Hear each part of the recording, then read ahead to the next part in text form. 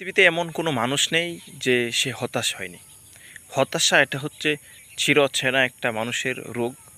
এটা থেকে যদি কেউ রেহাই না পায়, মুক্তি না পায়, তো তাকে মৃত্যু পর্যন্ত নিয়ে যায়।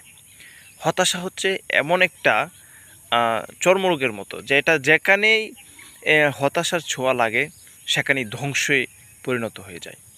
অনেক যুবক তাদের কেরিয়ার নিয়ে চিন্তা করতে করতে তারা এই সিদ্ধান্ত পৌঁছছে যে আসলে আমাকে দিয়ে কিচ্ছু হবে না। এক পর্যায়ে তারা আত্মহত্যা করে। একবার চিন্তা করেন যে ভবিষ্যৎ তের মালিক হচ্ছে আল্লাহ তাআলা।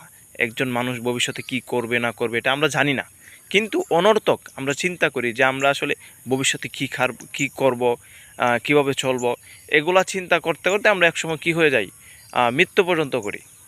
তো এই যে একটা হতাশা, এই হতাশা থেকে যদি আমরা বের হতে না পারি, তাহলে আমাদের জীবন উন্নত তো হবেই না, বরং আমাদের জীবন আরও কষ্টে পরিণত হবে।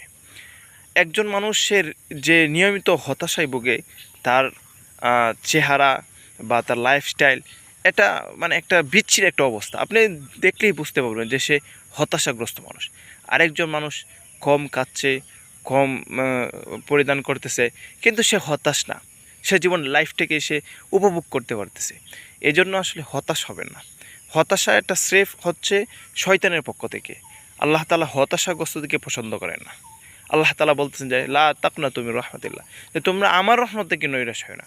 রহমতের বরকতের মালিক একমাত্র আল্লাহ তাআলা।